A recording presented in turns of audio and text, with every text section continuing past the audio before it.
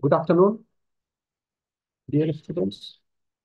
I welcome you to the counseling session of English literature course being organized by Dr. B.R. and Dr. Open University and your counselor, Dr. Santosh Silva.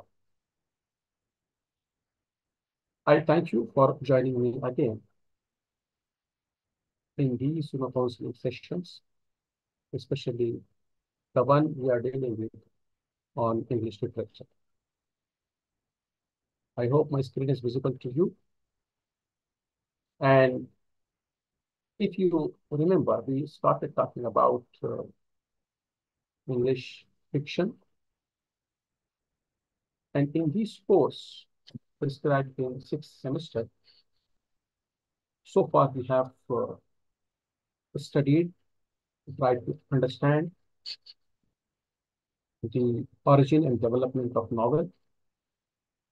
From there on, we took up two different texts, one by Daniel Defoe and the other by Henry Fielding, under 18th century novel. Then we moved on to block 2 of this course on 19th century novel. We also looked at various characteristics and salient features of 19th century novel, English novel, to be very precise. And in this particular class, we are going to take the first text in block 2, which is a novel, Pride and Prejudice, written by English novelist Jane Austen. As you can see on the screen, we are going to talk about the novel Pride and Prejudice, written by British novelist Jane Austen. So as we were doing, we will try to take up a few important things from this novel in this counseling session. First of all, we will look at Jane Austen as a British novelist, her works, and a few important characteristics of her work. Then we will move on to explore the story of Pride and Prejudice in a precise manner.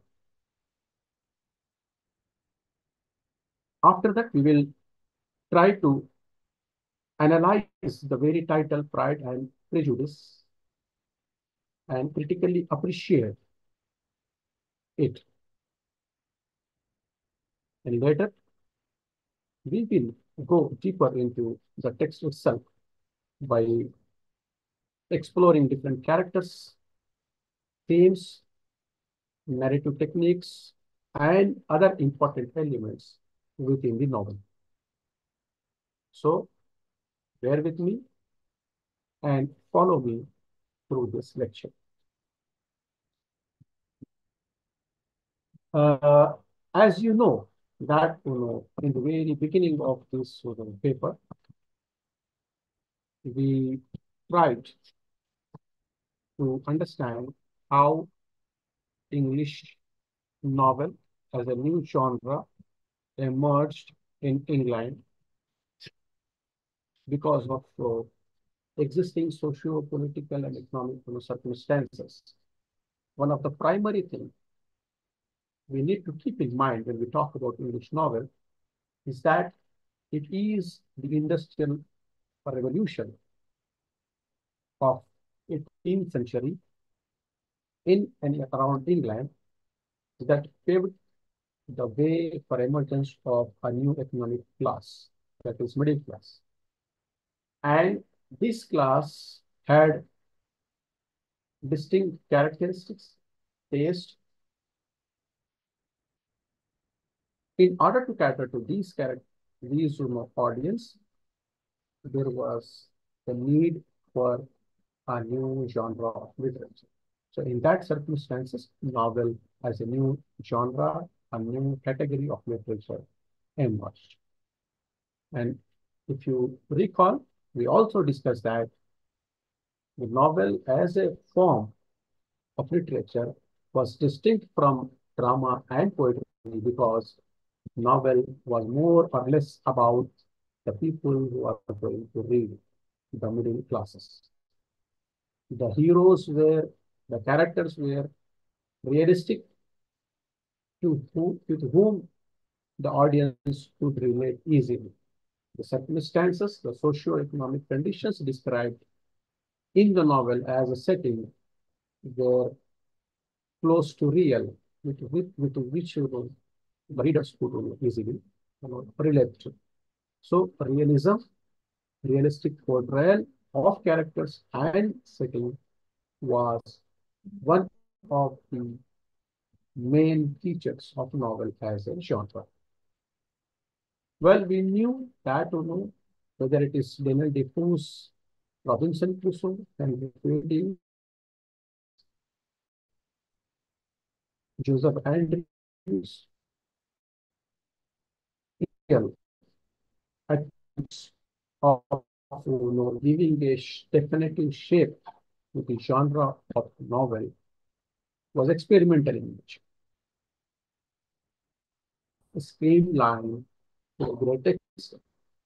And that is why when we go through the works of 19th century novels, especially Victorian novels, we know that the form has ripened. There is more variety into the writing. There are more organized presentation of these stories. So, in this particular um, we will see all those things that we already discussed in the form of an example that we have taken about 19th century novel and its features. So let us begin by talking about Jane Austen. As I indicated in the beginning, Jane Austen is a British women novelist. She was born in the year of 1775,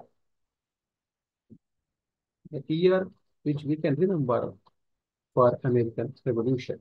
It is the same year in which American Revolution happened, that is 1775. An exact date of birth of Jane Austen is 15th of December 1775. Her parents were Reverend George Austen and Cassandra Neve Austen. She was their seventh child. It is said that Jane Austen was widely read and know most of the 18th century writers, both men and women.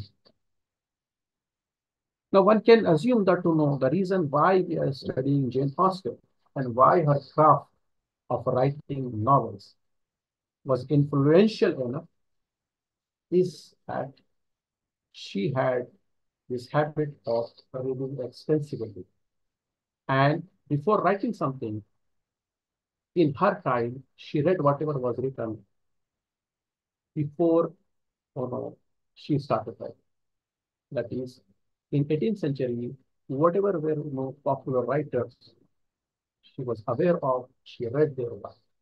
So that is why it it became easier for her to continue the tradition of the novel and at the same time improvise upon whatever she already knew as a format, as a structure, as a theme, as a character, and as the portrayal of socio-economic and political background in the novel.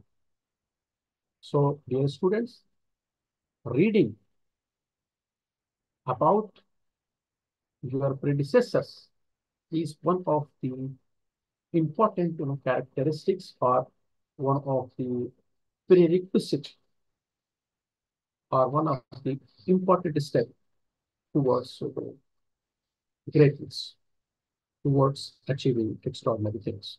So Jane Austen was well aware of 18th century novelists and their works. Okay. Now coming to the purpose of writing. Well, she actually began writing very early in life.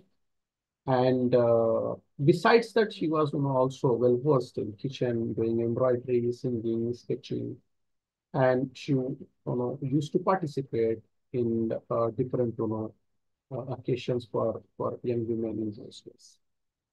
But she wrote solely for pleasure and revised her works to make them as perfect as possible. Though she was not so popular in her own time, it would not be wrong to say that she is one of the most popular writers of all time in English literature. And the reason that we are reading about Jane Austen today in 2025 is a testimony to the fact that her craft, her work had extraordinary significance. Though she was not so popular in her own time, and I think it happens with a few writers. If you take up Mirza Ghalib in Urdu, who is world renowned for his poetry, especially ghazal, he was not very much appreciated in his own time. So it happens with few writers. Jane Austen happened to be one such writer who was not very much appreciated in her time, but her influence reached far, far across the globe only in later centuries. We will also try to see why it was so. Okay. It would not be wrong to say that she is very popular. Her works include Pride and Prejudice, which we are going to discuss shortly, Sense and Sensibility, Mansfield Park, Emma, Northanger Abbey, Persuasion, and others. Unfortunately, she died in 1870.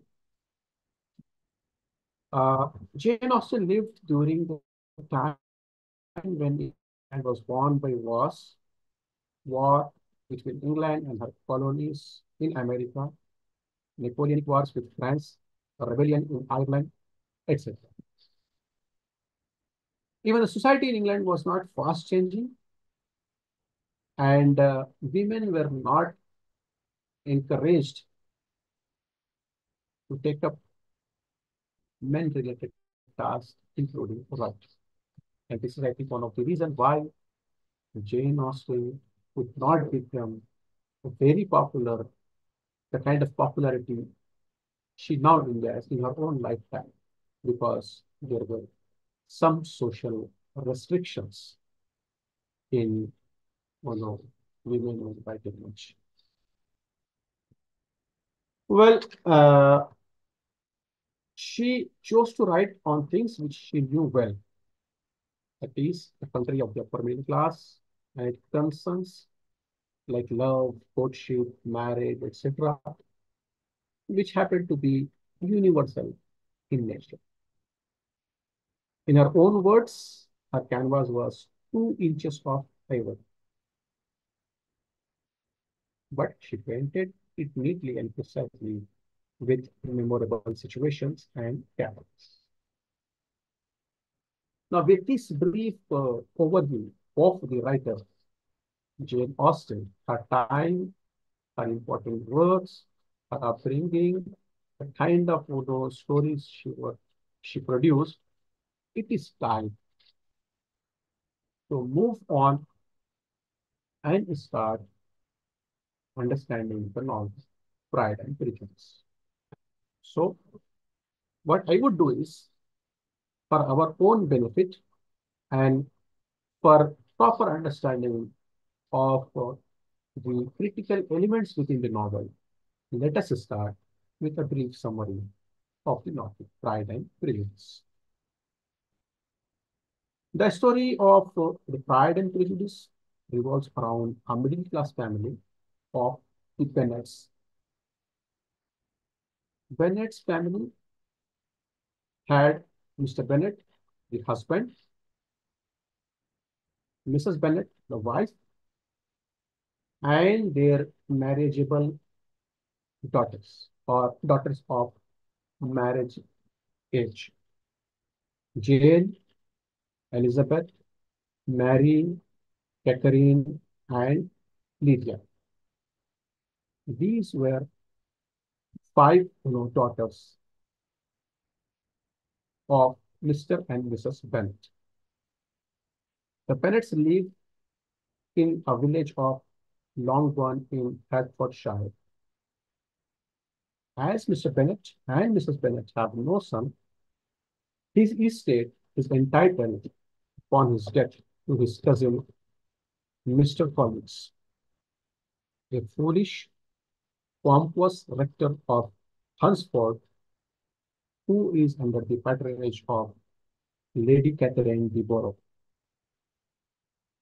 Thus, with little fortune to push her daughters in the world, Mrs. Bennet is always looking forward eagerly for prospective sons-in-law with a large fortune and who are ready to marry her daughters with little means.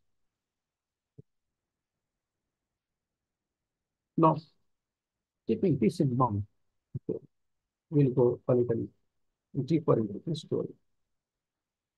One day, Charles Bingley, a rich bachelor with a fortune of 4,000 a year 4,000 pounds a year, comes to settle in Netherfield Park near Longbourn, along with his two sisters and his rich friend Fitzwilliam Darcy of Pemberley, who is nephew of Lady Catherine. Mrs. Bennet is all eagerness to meet him and hopes that he will fall in love with Jane. Soon, she and her daughters meet Bingley at a bar. While Bingley is at once attracted to Jane, Darcy, who is somewhat vain and highbrow, shortly refuses to dance, with Elizabeth saying that she is not beautiful enough to tempt him. Soon, Bingley and Jane are in love. But sisters of Bingley and even Darcy feel that the possible marriage between Bingley and Jane is not suitable due to her cheap-side relatives as well as due to improprieties shown by Mrs. Bennet and her young daughters.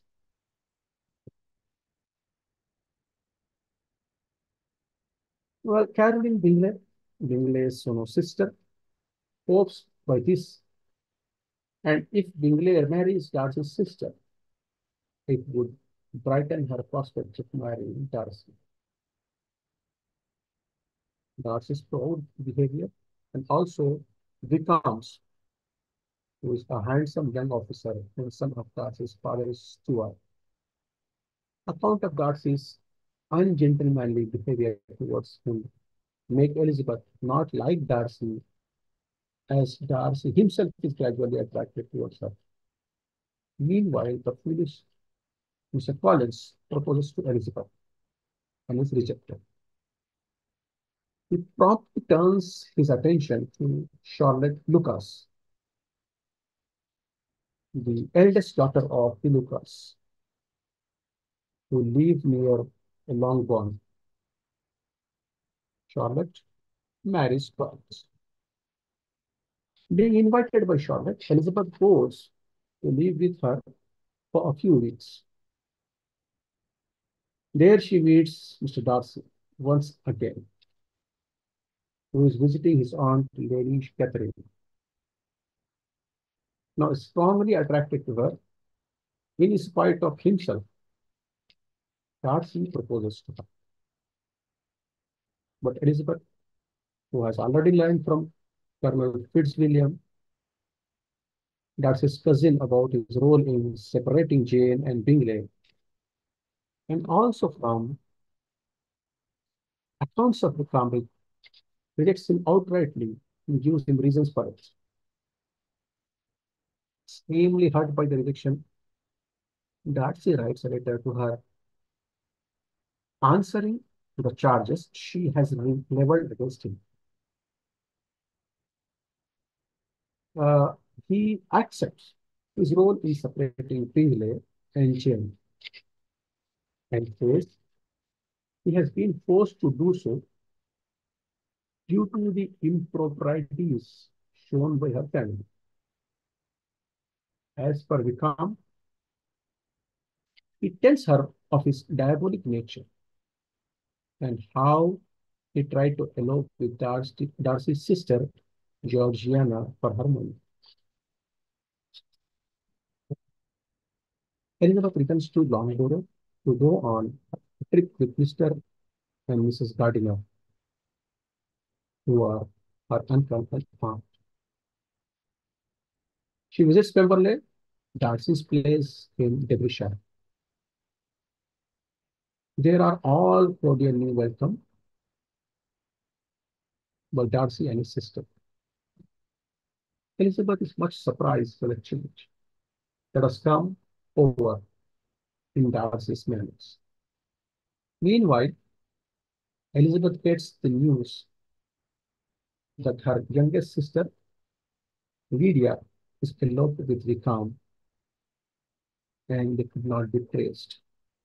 And also that with no money there, there is a little chance of Wickham marrying Lydia. Darcy takes upon himself the task of tracing Lydia and Wickham and see to it that their marriage is brought about. Bingley comes back to Netherfield Park and his attachment to Jane is renewed and he gets engaged to her. Darcy, too, proposes to Elizabeth, which she accepts even though Lady Catherine tries her best to stop it. The novel ends with a double marriage. Bingley marrying Jane and Darcy marrying Elizabeth. To my students, this was a brief summary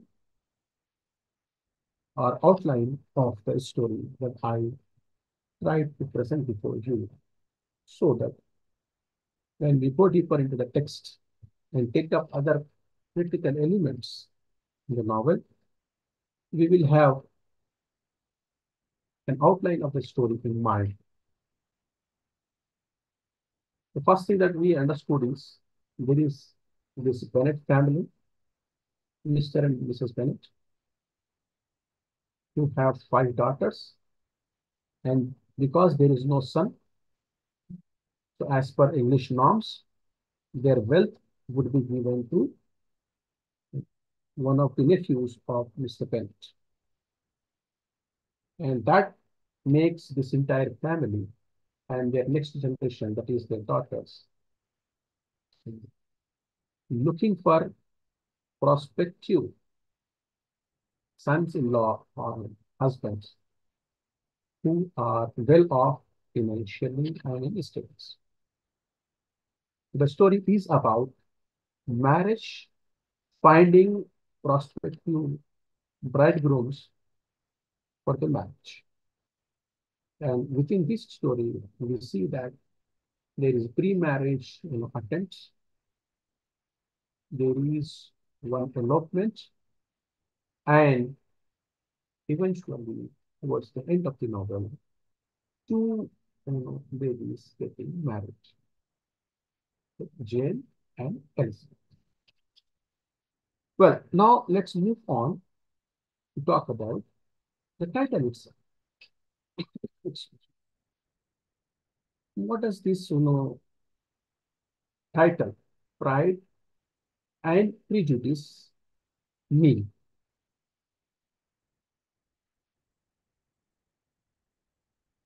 Just to know, to go back into the very uh, history of it,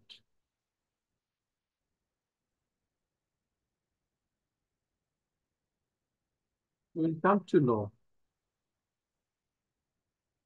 that Jane Austen reportedly first gave the title First Impressions to this novel, but later she changed it into Pride and Prejudice after a lot of thinking.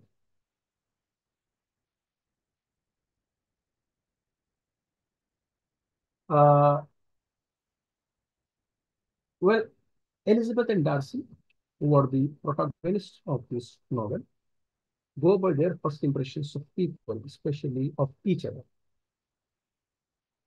If you recall, when Darcy and Elizabeth meet for the first time, they take it for wrong impressions, which only is clarified later in the story. So Elizabeth and Darcy go by their first impressions of people, especially of each other.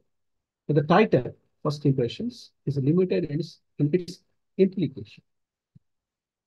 For example, Darcy is blinded by his own superior status. He fails to understand the worth of Elizabeth in their first meeting, and he snubs her not handsome enough to tempt me. As a result, Elizabeth's first impression of Darcy is that of a proud and conceited man. It also makes her to take whatever Hikam says about him without questioning or without verifying the given version by Hikam. This also leads to complication of the plot. Thus, the importance of the first impressions of Elizabeth and Darcy in the novel cannot be denied. But at the same time, it doesn't bring out the true significance of the story. The failings which Austen exposes with irony and the way the complications of the plot are resolved are not indicated by this title. On the other hand, the title, Pride and Prejudice, instead of first impressions, indicates to not only the feelings of the protagonist, but also to several other characters to show, apart from the foolishness and meanness, varieties of pride and prejudice. Darcy is conscious of his own high social rank. In his pride in high social status, his prejudice, obviously, against the people of lower status, like that of the Bennets, and people belonging to trade, like the Dudleys. This is evident in the way he believes, in the way he believes and behaves in various bars, that is, a kind of parties in Hertfordshire. Indeed, it is his prejudice against the socially inferior Bennets with no connections that makes him by separate his friends, Bingley and the eldest of the Bennet sisters, Jane. Yet he is drawn to the intelligence, sparkling eyes of Elizabeth. He gradually finds himself in love with Elizabeth, which is better judgment, which he failed to do in the beginning because of his pride. And his pride in his superior status desperately tried to check.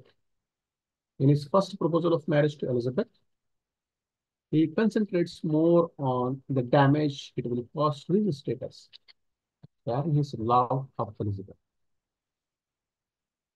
The abrupt rejection of Elizabeth, accusing him of ungentlemanly behavior, sets him on the path of reformation and change. Now, Elizabeth, on the other hand, prides herself on her ability to understand people and her perception. This is a different kind of pride we have here.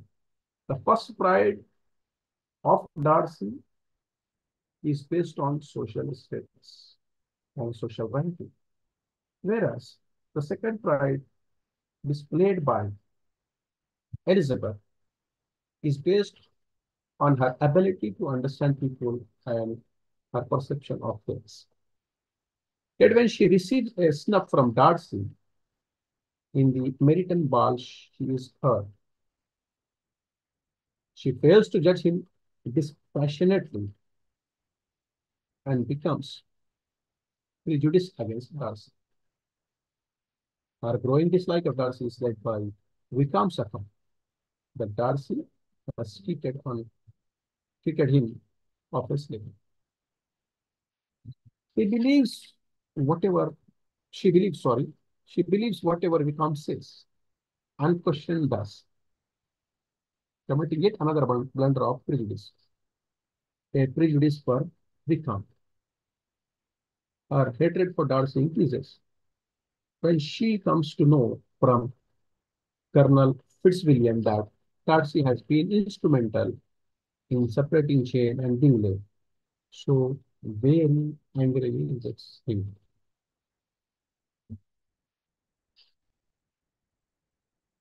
Now, Elizabeth's rejection and her accusation of ungentlemanly behavior forces Darcy to reevaluate himself. This gives him the scope to reflect and reform and bring a positive change in his personality. He realizes that though he has been taught good principles, but left to follow it in pride and conceit. Even though Elizabeth's accusations are formed on mistaken premises, his behavior to her and to several people at Hertfordshire is unpardonable and deserves the reproof. He struggles hard to make acquaintances with those people who he initially had rejected as unworthy of his attention, that is, the Cardinals. On the other hand, the letter he writes to Elizabeth, giving explanations, forces her to reevaluate her pride in discerning capabilities. So, students, these small acts helps both the main characters, Elizabeth as well as Mr. Darcy, to reflect and reform and change their behavior from displaying pride to becoming accommodating and humble. Now, the letter he writes to Elizabeth, giving explanation process to, she also realizes that she has been utterly prejudiced in her behavior. She writes, quote here, pleased with the preference of one and offended by the neglect of the other. On the very beginning of our acquaintance, I have quoted prepossession and ignorance. Quotes. This, therefore, it is not proper to say that while Darcy's failing his pride and Elizabeth's prejudice, they in fact overlap. It has been noted earlier, it is not Darcy and Elizabeth alone who suffer from pride and prejudice. Miss Bingley, Lady Catherine, Deborah also, for example, suffer from the prejudice springing out of their birth and status. and try in their own way to stop the love and marriage of Elizabeth and Darcy. So, the title, Pride and Prejudice, indicates to the psychological tension between the main characters. It initiates the complications of plot. When the protagonists learn about their failings and overcome them, it leads to the denouement of the novel. The title is most aptly chosen by Jane Austen.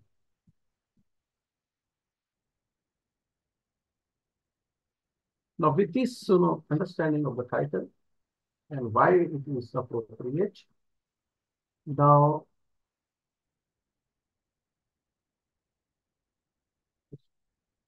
now we'll move on to talk about the themes in the novel. The theme is basically a central idea in any novel. Okay. So in this novel, there are multiple themes. We will try to take up at least a couple of important themes. The most important thing which you and I can easily guess is that the novel revolves around marriage as a subject, as a topic. So in this novel, marriage happens to be the central theme for the important theme. The theme of marriage, with all its variety and complications, is central to the novel Pride and Prejudice. The novel begins with an ironical statement that it is a truth. It is a truth universally acknowledged that a single man in possession of fortune must be in want of a wife, and ends with not one but two marriages, that of Jane and uh, Bingley and Elizabeth and Darcy. Now, if you look at these statements, this initial opening statement, you would realize that the efforts of finding a spouse is by the bridegroom, but the whole story is driven by the search of Mrs. Bentley and her daughter. Marriage is not a simple conclusion of a love story in the novel. It is a major social concern of the time. One can make out easily that marriage involves a lot of customs. And in performing marriage, a lot of traditions and rituals have to be followed. So this novel, written in 19th century, gives us a view of prevailing customs surrounding marriage.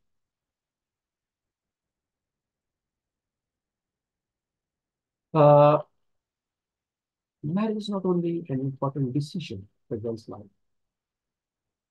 it is our only source of security in case she doesn't have enough money of her own. And the reason why Mr. and Mrs. Bentley is concerned about the marriages of their daughters is because of this very reason. It was a serious preoccupation of many mothers of the middle classes, like Mrs. Bennet, to see their daughters well settled in marriage. It is also a means to intermixing of the social classes in a society where the old aristocracy and new middle class are gradually getting merged.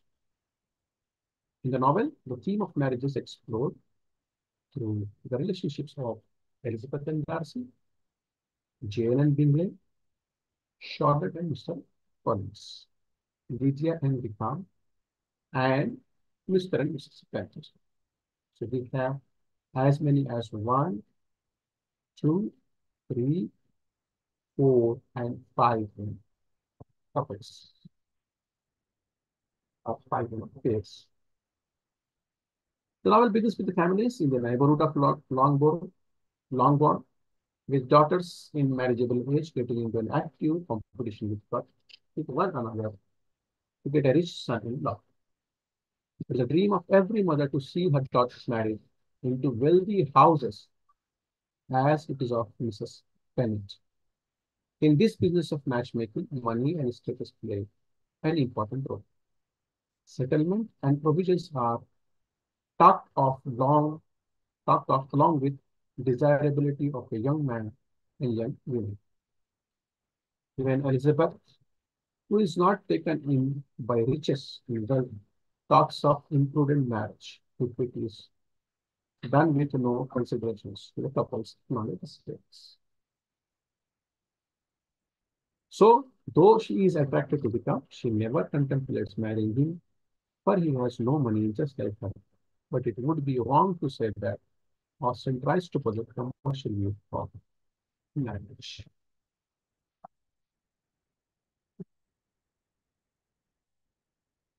I think with this theme,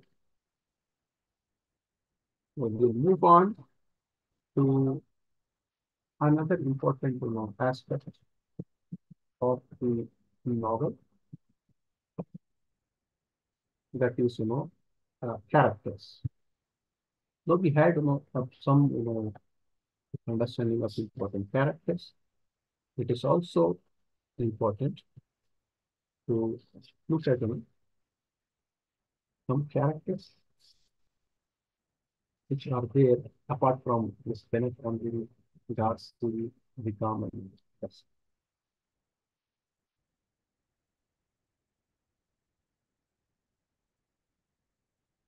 We have the Bennets, Mr. and Mr. Bennett, Jane Elizabeth married, Kitty Lydia, the Bingley, Caroline, Lisa Hurst, and the Darcys, that is Lady Anne Darcy, Mr. Darcy, and Georgian.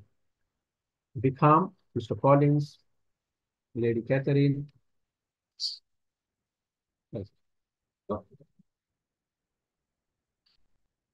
then apart from that, you have the Lucases, Sir William, Lady Lucas, Charlotte, Maria, and then you have Mr. and Mrs. Gardiner, then Colonel Fitzwilliam. These are some of the important characters mentioned in the novel. And obviously, there is the issue of this gender in the character. Majority of the characters are women, and few of them are men. And this was extraordinary in their times, in the times of Jane Austen, to have uh, characters, especially leading characters, who are women.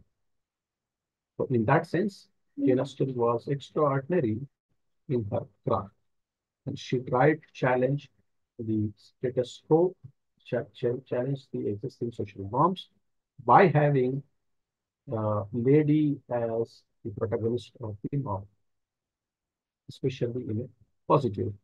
The novel is concerned with the tact, tacitly accepted but not clearly formulated codes, which determine people's choices in their interaction with one another.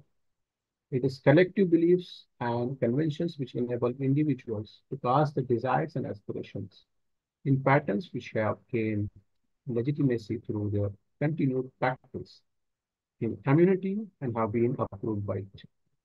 There are gradations in the levels of conformity to standards and norms attained in practice by different characters.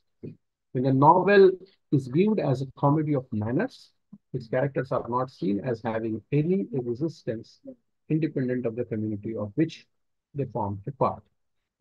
The subjectivity of the characters and their external behavior are both seen as an embodiment of the culture created by the community as a whole.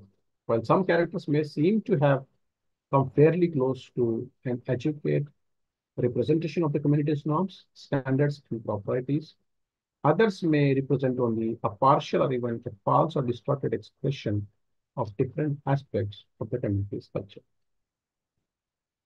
I think with this, and we have covered as many things as possible. And there is one thing that is, we should not touch upon, that is the narrative structure. Uh, if you allow me, I can talk about it in a couple of sentences. Uh, we know that narrative in its most basic sense means the telling of the story or the recounting of the events in a certain sequence. Okay. Well, when we talk about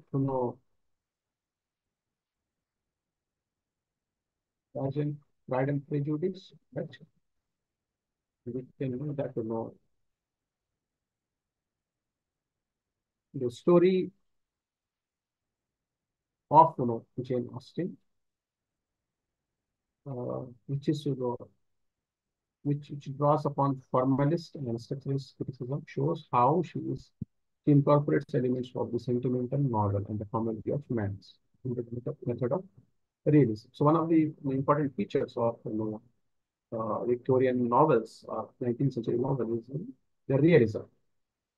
So Jane Austen, as a writer of 19th century, incorporates elements of the sentimental novel and the comedy of romance, along with the method of realism.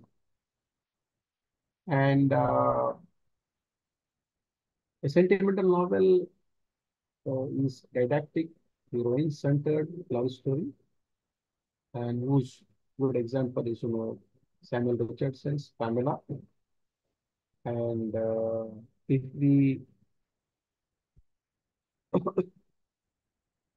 look into other elements,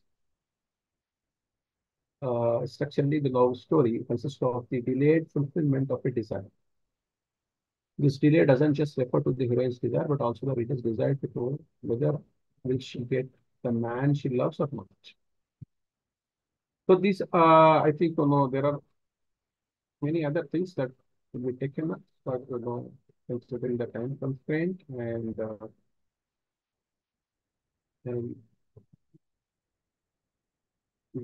approaching and of this counseling session, if you don't do much justice to the topic, narrative technique of this novel.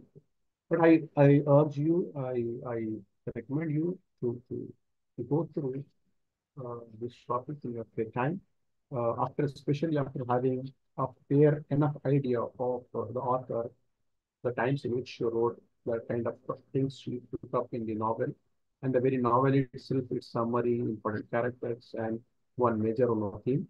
So keeping those things in mind, you can explore much more about this novel on your own in your free time.